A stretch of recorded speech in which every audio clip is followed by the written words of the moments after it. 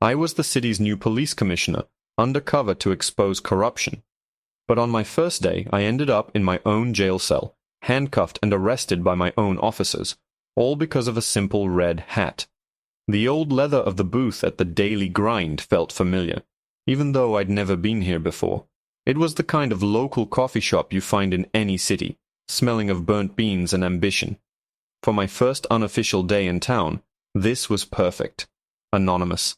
I took a slow sip of my black coffee, the bitter liquid a welcome jolt. On the table next to my worn ceramic mug sat a bright red hat with 4 white words stitched across the front. It was a prop, really. A tool. When the city council hired me to clean up the department, they spoke of deeply rooted political bias, of officers who let their own beliefs dictate their enforcement of the law. I needed to see it for myself, unfiltered, before I ever set foot in headquarters. So here I was, Frank Thompson, 58, retired Marine colonel, 25 years in law enforcement, and the city's brand new, unannounced police commissioner, disguised as just another guy in a MAGA hat. The protest started subtly. A few young people with cardboard signs chanting on the far corner. Standard Saturday stuff. I paid it no mind, but then the group swelled, their voices growing louder, more aggressive. They weren't just protesting anymore, they were looking for a reaction. Their route took them right past the coffee shop, and a few of them pressed their faces against the glass, sneering at the patrons inside. One of them, a kid with purple hair and a bullhorn, pointed directly at me. "Look at this. Sitting here in his hat, probably dreaming of building his walls. This is what's wrong with this country." I didn't react. I just took another sip of coffee. My job wasn't to engage with protesters. My job was to observe the response. It didn't take long. A cruiser screeched to a halt, lights flashing but siren off. 2 officers got out. One was older, thick-set, with a face that looked permanently soured. The other was a rookie. You could tell by the way he nervously scanned the crowd, his hand hovering near his sidearm. The older cop, whose name tag read Miller, completely ignored the screaming protesters. His eyes locked right onto me, through the plate glass window. He saw the hat, and his whole demeanor changed. It was like a switch flipped. He wasn't a peacekeeper anymore. He was a hunter who'd spotted his prey. He strode into the coffee shop, the rookie, Davis, trailing behind him like a nervous shadow. The bell on the door chimed mockingly.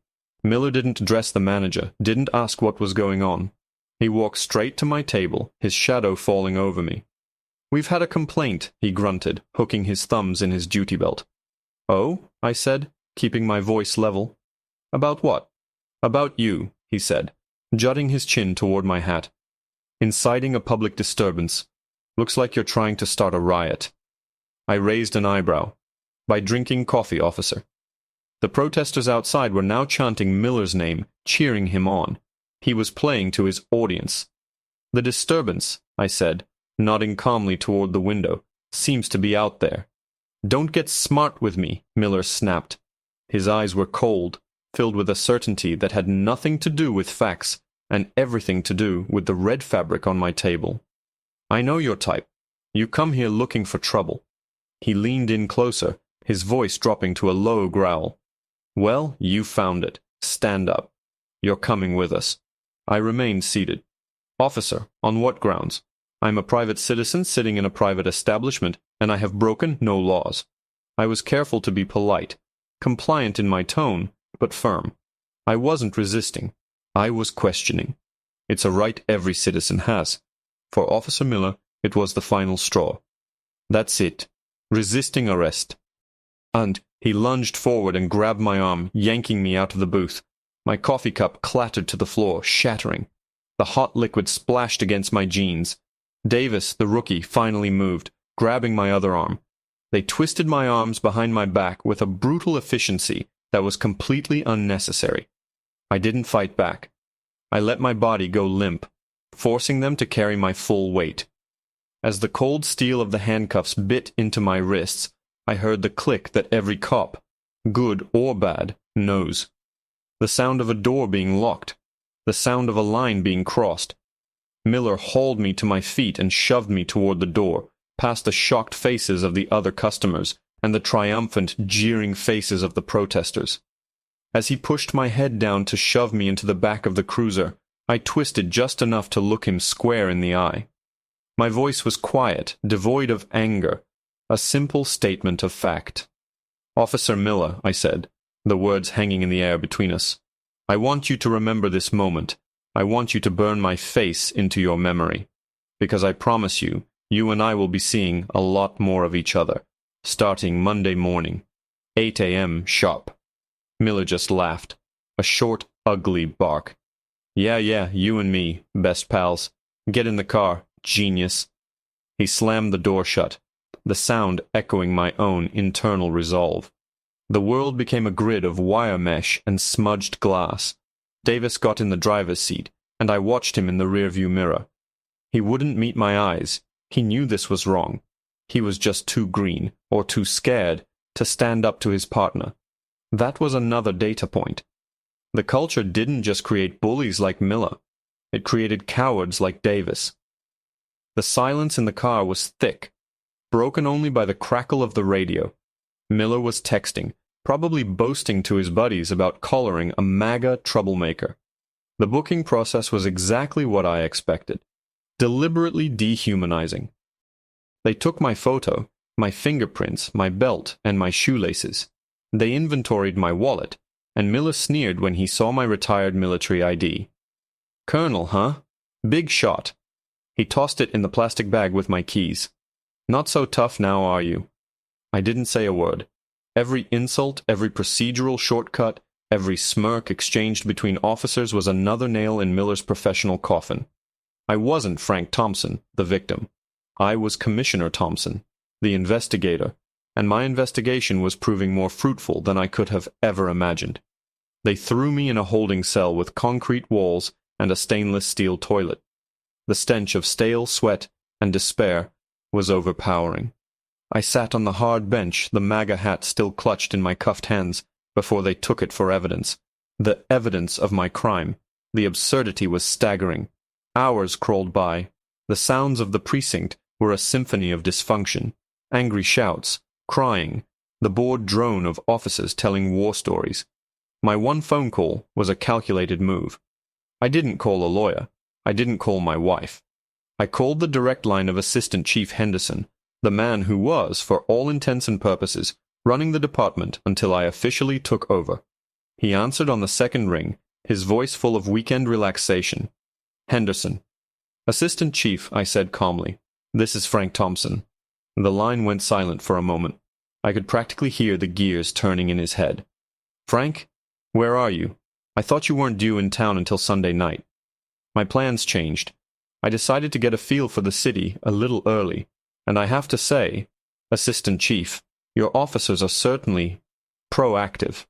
I let that hang in the air. "What do you mean?" he asked, a note of caution creeping into his voice. "I mean, I'm currently calling you from a holding cell at your central precinct. I've been arrested for inciting a riot and resisting arrest while drinking coffee. My arresting officer was a badge number 714, Miller." The silence on the other end was now deafening.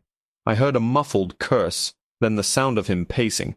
"My God, Frank, I am so sorry. I'll be down there in 10 minutes. I'll have you out. We'll get this sorted." "No," I said, my voice cold and firm. "You will do nothing. You will not come down here. You will not alert anyone to who I am. I want the full experience, Henderson. I want to see this process through. Let them process me like any other citizen they've wrongfully arrested. I'll spend the weekend here. Consider it a fact-finding mission." "But, Commissioner," he stammered. "Those are my orders, Assistant Chief. You will wait, and you will have Officer Miller and his partner, Officer Davis, present for my official introduction at the senior staff meeting Monday morning, 8 a.m. sharp.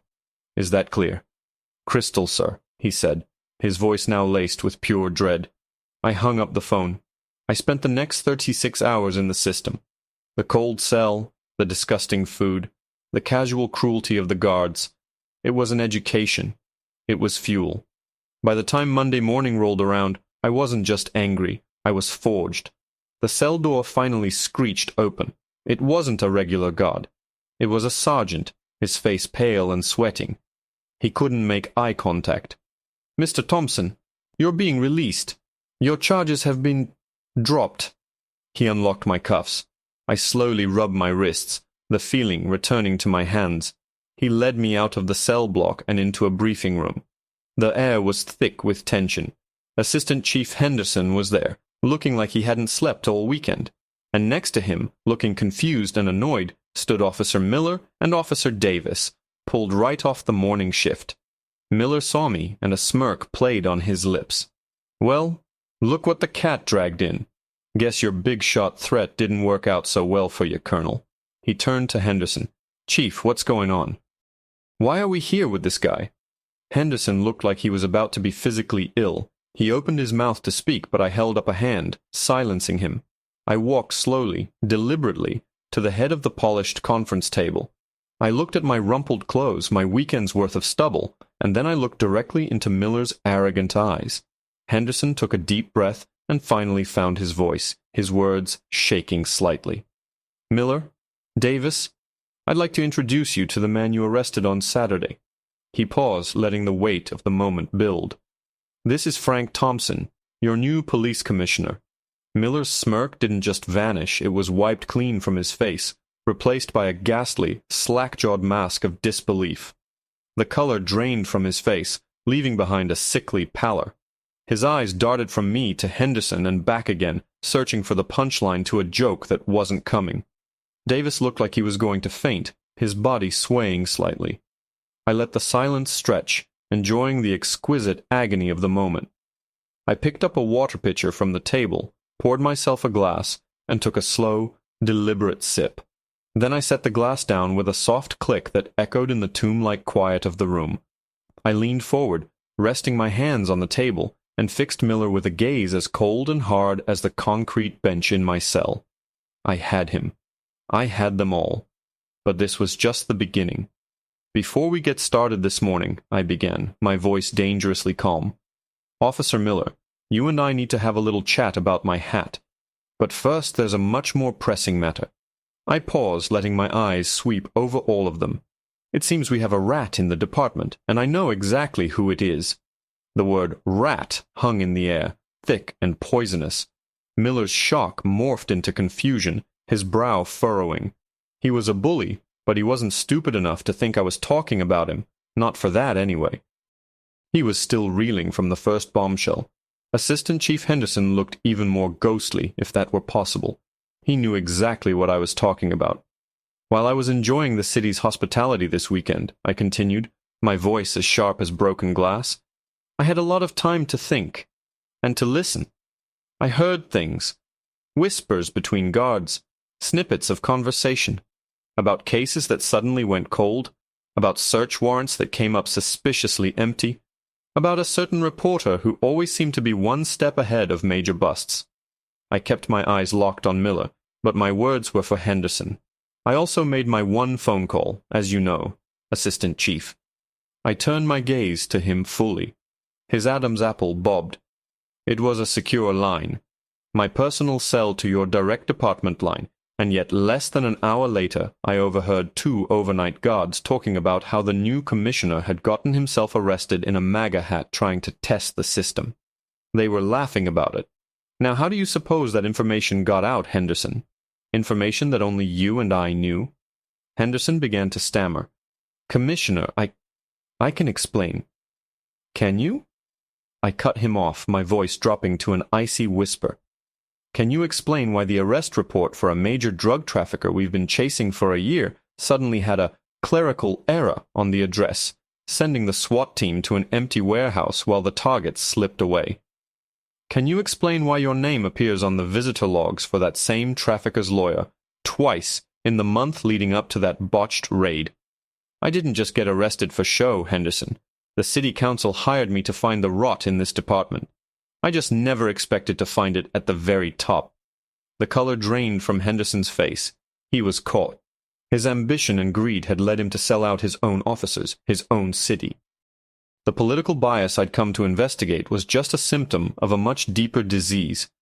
It was a culture of unaccountability that started right here, in this room. I turned back to Miller and Davis. "Officer Miller, Your actions on Saturday were a disgrace to the badge. You let your personal prejudice dictate your professional conduct. You saw a hat, not a man. You abused your authority and violated a citizen's rights. You are a liability this department can no longer afford. I looked at Davis. And you. You stood by and did nothing. Your silence made you complicit. A good cop who allows a bad cop to operate is no longer a good cop. I stood up straight, my voice ringing with the authority they had failed to recognize just 2 days ago. Assistant Chief Henderson, you're under arrest for obstruction of justice and conspiracy. Miller, you're fired, effective immediately. Hand over your badge and weapon. Davis, you're on administrative leave pending a full internal investigation and retraining. If you're lucky, you might get a chance to prove you can be the kind of officer this city deserves. Henderson sputtered, looking around for an ally he knew he didn't have. 2 senior officers I had spoken to before the meeting, men I knew were clean, stepped forward and placed him in cuffs. The sound of the metal clicking shut was the sweetest justice. Miller, stripped of his bravado, deflated.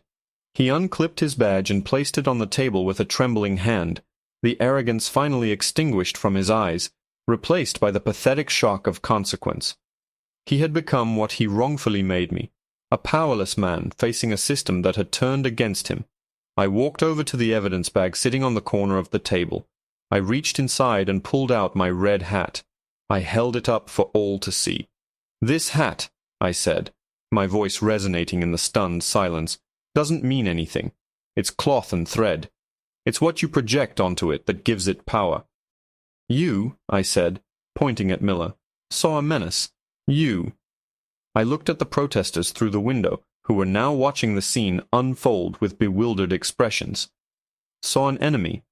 I see a tool that exposed a cancer in this department that I was hired to cut out. I tossed the hat onto the conference table. It landed with a soft, final thud. "My name is Frank Thompson. I am your new police commissioner. My door is always open to any officer who wants to do the right thing. But I promise you, if you betray the badge, if you betray the trust of the citizens of this city, I will find you. The cleanup of this department starts today. Now, let's get to work."